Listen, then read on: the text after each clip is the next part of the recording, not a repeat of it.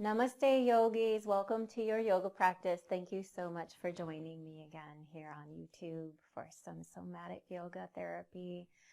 Today we're going to be doing the cross body back bend. So it's been named by my trainer, Megan McCarthy, and it is actually a lot softer and easier than it sounds. This technique is going to help us to make sure that the shoulders and the glutes are working correctly. And we're also going to use this to examine and explore with curiosity the connection between the shoulder and the hip diagonally across the body. So that would be left shoulder, right hip, right shoulder, left hip. I don't know if anybody out there has had like a hip pain and then found later that they also have a shoulder pain or vice versa, and it's always on the opposite side. This is really, really common pattern. So this is a helpful technique for that. We're going to get started on the back actually for a little warm up. And we'll lay down on the floor with the knees bent, feet flat on the floor. And please remember to prop your head. If you have neck tightness, neck injuries, prop your head correctly. Curling the bottom of the blanket under your neck if you have stenosis, bulging discs, things like that. It's really good to just support the neutral curve of your neck there. Okay, so we want the feet to be about hip width distance apart, and they should be in this Goldilocks zone. What I mean by that is walk your feet away from you. Notice that as they go away, the back will pop up off the floor, okay? And then if you walk your feet in really, really close to you, you'll notice your back flattens against the floor. We want to be between those 2 points. We want the lumbar spine to be more like a rainbow, a gentle arch away from the floor, like a little mouse house in there, a little bubble of air. You might be able to get your hand under there, but certainly just right. Goldilocks. So for our warm-up, we're going to do the very basic arch and curl movement of somatic yoga. So we can inhale, tilt the pelvis away from you, so the tailbone's going to go down. And then as you exhale, you'll tilt the pelvis back. The tailbone's going to go up. So we're watching the pelvis as the way it moves. And something else we can notice here, as you inhale and point your tailbone down, your low back is going to arch off the floor. And then as you exhale and the tailbone points up, the low back will lengthen out towards the floor. So don't worry about the breathing if it's, catching you up. If the breathing isn't easily done, you can just breathe naturally, breathe normally, and the rest will come later. So just rocking over the pelvis here is pretty useful for relaxing the back. This movement can be done all on its own to get the low back to release the psoas muscles. And we don't want to be in a hurry. Anytime we need to relax, we can't be in a hurry. Because relaxation is the opposite of being in a hurry, right? So as you're doing this movement, I welcome you to observe what level of ease or challenge is present right now as you do this movement. How much movement is present in the spine? And on the other side of that, how much restriction is present? Accepting things the way they are, knowing that all things eventually change. Something else you might notice is your head moving. So as the tailbone points down and the back arches away from the floor, the chin might come down towards the collarbones all on its own, right? And as the low back lengthens, the chin might pop up. So we have a gentle rocking of the head that mimics the rocking of the pelvis. And we'll allow that. We'll let that be. And if it's not happening for you, if you want, you can even initiate that. Keep it small, though.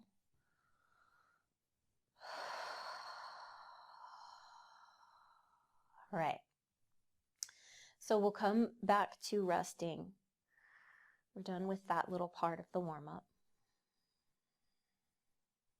We're just going to observe momentarily what's going on right now. Has there been any change since we started? Maybe there has, maybe there hasn't. Just noticing. And then we get to roll over onto the tummy. So we don't need the head prop anymore, but we might still need that blanket, and I'll show you why. So a lot of the time when we lay down like this on the tummy, the back starts to curl up. And this would be why actually massage therapists will put a bolster underneath your ankles. And if you notice your back arching or curling up, your back feeling tight here, I want you to also notice where your pelvis is. So the tailbone is most likely pointing up towards the sky. Your two hip bones in the front, the ASIS, they're probably pointing downward towards the floor. We have the pelvis and anterior tilt. Even if that's not happening right now, it might happen with the movement. So we're going to keep checking in with this. But if you're experiencing it now, the suggestion I would make is to put a blanket on the floor under your belly so that the edge of this blanket is going to be at the hip points. So find your hip points, those little bones in the front, okay, and place them right here on the edge of the blanket. So your belly is going to be here. You can scoot around until you find just the right spot there. A common misalignment people do, I've seen this a lot in my classes, people will put the blanket down here under the hips and under the hip crease here, under the thighs. It's not, that's not where we want it for this one. It needs to be higher than that. So just make sure that's in the right place. Okay, and then starting out, let's turn the head to your right. We'll have the right hand right next to the face. The left arm over here can be anywhere you want it. It can be, I'm going to move my microphone. Sorry. I want you to be able to hear me. Okay. So the left hand, and sometimes people's shoulders don't want them to have this hand up here for a long time. So you could move it down here, just on the floor by your body, or out to the side, wherever you want it to be. We're not really using that one right now. So we have the right hand by the face, the elbow straight out from the shoulder if that's comfortable for you. If not, just as close as possible to that position. And then I want you to think about your shoulder blade, your right shoulder blade, and picture it in your mind or feel it. Okay, and then imagine yourself initiating movement from the shoulder blade. You're going to use those muscles of your shoulder to lift the elbow. So I don't want you to do the movement yet. We're just picturing it. So we're going to eye it before we try it. This is a really important part of somatics. So picturing that lifting and lowering from the shoulder. Lifting the elbow, lowering the elbow. And then we're going to actually do the movement. So we're inhaling, if it's comfortable for you to coordinate movement with breath. Inhaling to lift the elbow and exhaling to lower. So first try, we're going to do 2 more. Just lifting and lowering, and I want you to notice what muscles you're using. Hopefully it's the shoulder muscles. But what happens sometimes is people will actually push into the hand and use the arm muscles to lift the arm. So if you want to see how different that feels, you can even try that a few times. Just noticing that that feels different. You're using different muscles to do the same movement. Yeah, the body's capable of getting the job done lots of different ways. We have such adaptable, wonderful bodies here. But for today's purposes, we really want to focus in on that shoulder. So for the rest of the exercise, we're going to just focus on moving from the shoulder. And can you feel the muscles around your shoulder blade lifting and lowering that elbow? And for fun, because we like to bring imagination and play into our somatic yoga, pretend there's a string attached to your elbow and it's lifting your elbow.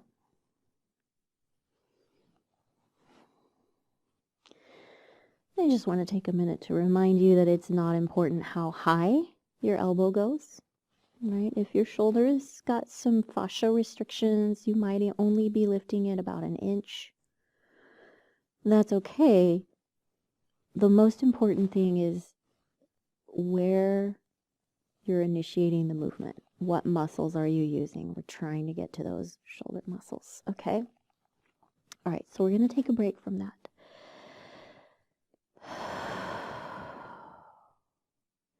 And for a moment, we can turn our head in the other direction. Just a chance to stretch out the neck in a different direction in case it was getting a little bit too crunchy, too tight. Turned to the right there.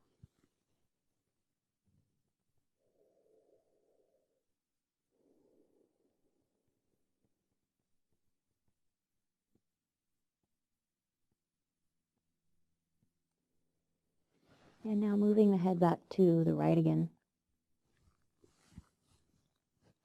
We're going to move to lifting the head and the back. So it'll be inhaling to lift the head and the upper back, the chest off the floor. So before we do that, I want you to think about breathing into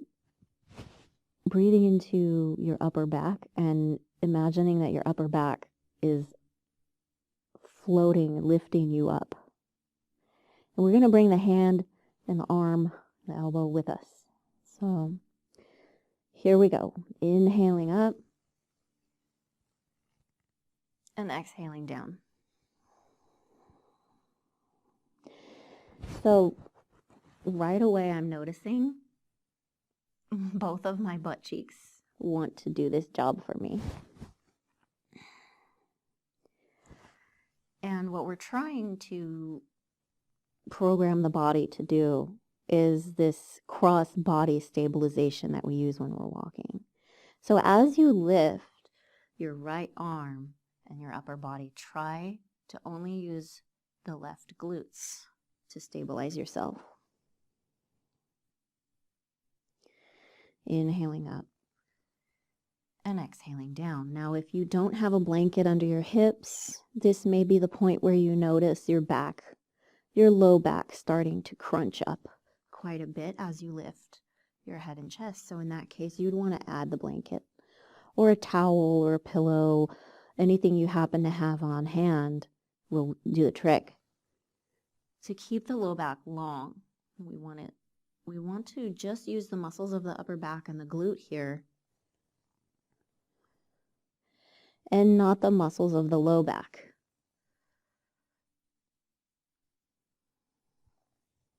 Of course, they're going to be a little bit active, but they need to share the job with the rest of the team. So we can add a head movement here, inhaling up, and then as you exhale, you can turn your head to the opposite side and lower down. Relax completely, and then inhale up. Head comes back to the right. Lower down. Relax completely. So that relaxation is a really important part of all of this. Let's try this again. Inhaling up. turning the head, lowering down, relax completely, the glutes, the back, the shoulders, the neck, everything. Inhale up, turn the head, exhale down. Good. Relax. All right, so there's a lower body component to all of this.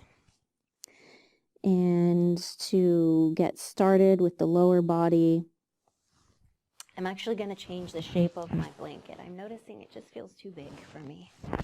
There's too much lift, so I'm going to make it a little bit flatter. You're welcome to do the same if you're also noticing that. So we'll have the head in neutral for now with the hands under the forehead, so we can bring our focus to the lower body. And what I want you to do is think about your left leg, picture your left leg, feel your left leg, and then reach long through that left leg. So I'm actually going to curl my toes under, lift the leg off the floor, reach long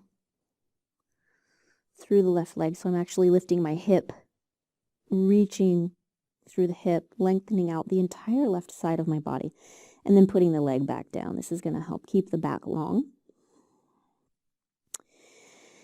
And so the next part of this is to get the glutes and the hamstrings engaged.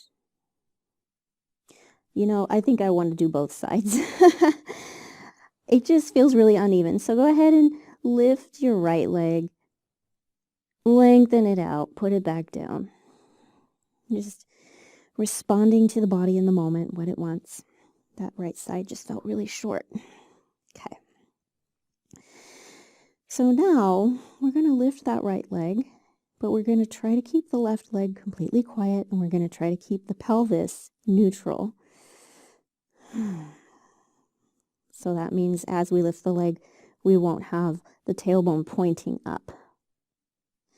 So lift the leg, maybe even just an inch or two for this first try. Feel the way your glutes are engaging on the right side, your hamstrings, and hopefully the right leg feels really soft, relaxed, quiet. Lower down and relax completely. Okay, we're just going to do that a few more times, and then we get to put the top together with the bottom. So inhaling up and exhaling down. And what I'm noticing is the contraction in my right glute as I lift, left glute, as I lift that left leg, is really helping to keep the pelvis pinned down where it should be. Last time.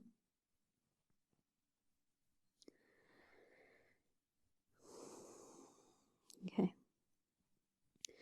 Relaxing completely. Give yourself a little wiggle, and then when you're ready, we're going to put the top together with the bottom. And you remember that we were turning the head. We would lift, turn, and lower, lift, turn, lower. You can do that here too, or you can leave that part out. It's up to you, just depending on how you feel about your neck. So for now, the right cheek facing up. So we have the left cheek on the floor, the right hand next to the face. Inhaling, lifting up the upper body and the left leg. Exhale, lower down. Inhale, lift. And this is the cross body back bend. This is it. I promise you it wouldn't be that bad. What we notice a lot of the time with the body and the way it adapts to being on autopilot all the time, sometimes people lose the ability to independently engage their glute muscles. And we can call that butt cheek confusion. if you want to be silly about it and play. And why is that important? Well, think about how you mostly use your legs. Walking, right? Walking is an asymmetrical pattern, and we want the body to be able to move in this cross-body fashion. If you picture yourself walking right now, the arm should come forward opposite the foot that's coming forward. So if you're stepping forward with the right foot, your left arm is coming forward. There's this cross-body swing happening. And aside from that, it's really best for the brain and for the nervous system for you to have conscious, voluntary control over all of your body parts. So we're going to take a break here. Take a deep breath. Let it go. Relax your butts. And when I'm laying in this position on the floor, I just love to take a big breath into my upper back. We have the floor providing some pressure, some feedback against the sternum, against the front of the rib cage, and we get to direct the breath into the back of the lungs, the part of the lungs that's behind the heart. And that feels pretty good. Okay, so now we're going to go and do this whole sequence on the other side. You can stay right where you are. I'm going to flip myself around so you can still see me. And also going to move my microphone just to make sure that's on the same side that I'm talking towards. Okay. Oops, I put the blanket all the way up there. Okay. All right, so now we have the head turned towards the left. We've got the left hand right next to the face, the right arm anywhere it wants to be. And we're going to eye it before we try it. So first, starting out, just thinking about the shoulder muscles, what it's going to feel like when you engage those muscles and lift the elbow off the floor.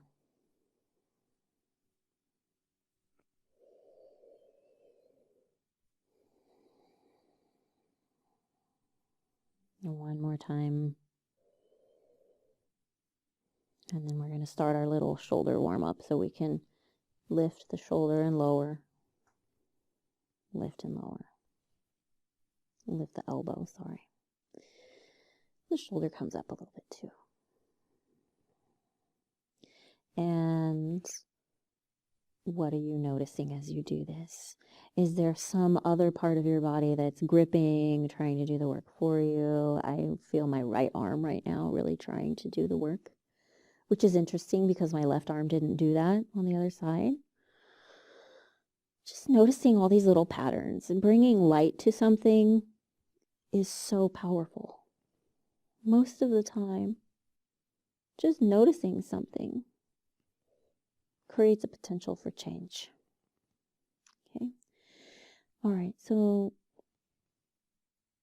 once we're feeling really confident about the way we're moving the shoulder, let's try incorporating the head lift and the upper back lift. So, and we're lifting the entire arm now. The hand is going to come with the face. We're inhaling into the upper back and letting that upper back become a hot air balloon that lifts us up. Inhaling up. And exhaling down. You can turn your head to the left if you like. Inhaling up. Exhaling down. Notice your butt cheeks. Which butt cheek are you using? Ideally, you're using your right to stabilize yourself. If that's not possible, just do your best, knowing that it can change. So check in with your low back. Make sure you're properly supported, that your low back isn't curling up like a Frito. and that you're also relaxing completely after each movement.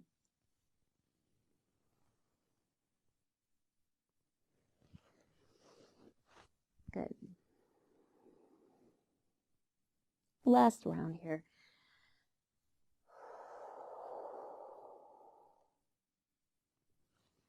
Wow, my right butt cheek, no, my left, the one I'm not supposed to be using right now is the one that's like really wanting to help. Thank you, little left butt. We don't need your help right now, though. You can take a little break. Okay, so we'll bring the head back to center, putting the head on the hands underneath the forehead, or any other way that you can lay on neutral neck here, having the head facing forward. Sometimes people will put a little rolled up towel under their forehead instead of their hands. That's fine. Whatever works for you. We're gonna lengthen out those legs just like we did on the other side, starting with the left leg. So tuck the toes there, lift the entire leg, lift the entire left hip, even all the way up to the rib cage there, and just lengthen out. We'll do the other side, lengthening out. Oh, wow. I think I just got an inch taller. Before we do anything, I want to check in with the feet. Let's make sure the tops of the feet are touching the floor. So the toes are not pointing out like this or in like this. Okay. When we do this prone body work, we want the tops of the thighs on the floor, tops of the feet on the floor, the ankles, knees, and hips all neutral. And now we're going to look with our imaginative eye into the right hip and the right glute muscles. And then as you inhale, engage the right glute, lift the leg. Again, if you're not used to this is only our first time, you can just lift it half an inch, lower down. You know, and sometimes the people I work with are so injured, right? Their pain is so acute that actually all they need to do is engage the muscles. They don't actually need to lift the leg, and then that's strengthening for them. So I want you to know you have permission to do that too. If you lift your leg and you feel pain anywhere, just try engaging the muscles. And when you're ready to add on and move on from there, just try lifting the bone, the center of the hip, so that you'll have a little lift, but the flesh will still be on the floor. The weight of the leg will mostly still be on the floor. So for now, we've already done a handful of these leg lifts on that right side. We're going to put that leg down and relax completely. Give it a little shake. And turn the head to the left again. The right cheek on the floor, left hand next to the face. And we'll put the two together. So inhaling, we'll lift the leg. We'll lift the head and the chest.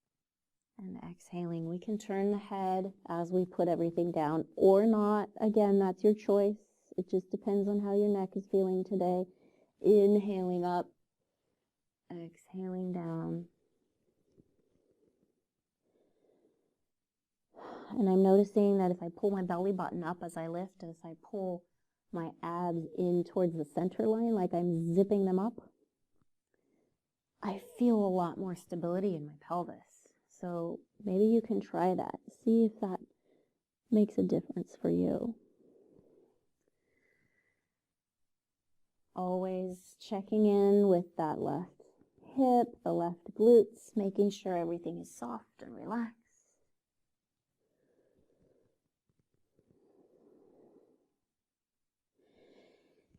And I just want to take this opportunity to also point out what the psoas muscles are doing here. The psoas are in the front of the body and they run from the spine to the inner thigh, the top of the inner thigh. So in this position, they're really long. And we're holding the pelvis stable, engaging the hip, and holding the psoas muscles in their lengthened position. You can imagine that that must be very good for them. After all, every muscle in the body needs to be able to move through its full range of motion and have a wide repertoire of possible movements.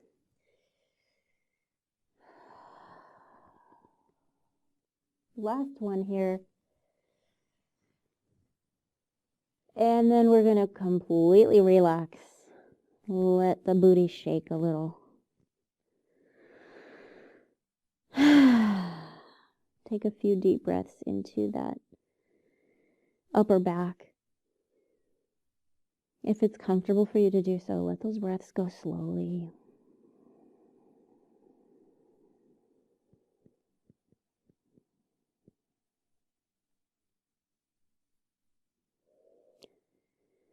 Notice what you're feeling in your low back right now.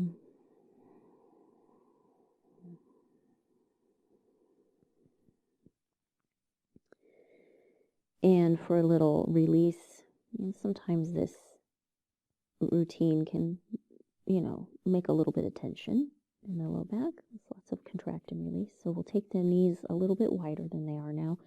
We'll bend the knees, bring the feet into the air, and then we'll let both feet go to the left and then to the right. Reverse windshield wipers.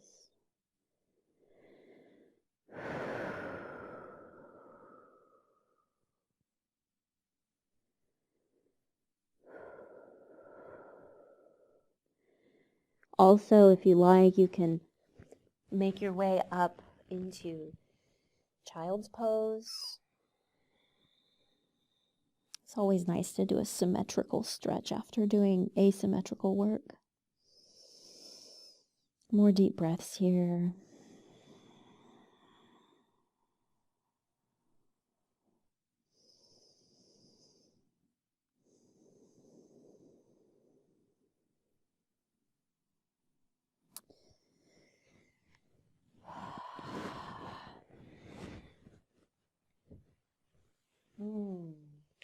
Thank you for joining me for yoga today. I really hope that you feel good, you live well, and that you're happy. Every day we get to move and breathe and thrive in these bodies is a gift. So, with much gratitude to you for being present with me, I say namaste. May all beings everywhere be happy, peaceful, free from the causes of their suffering, including you.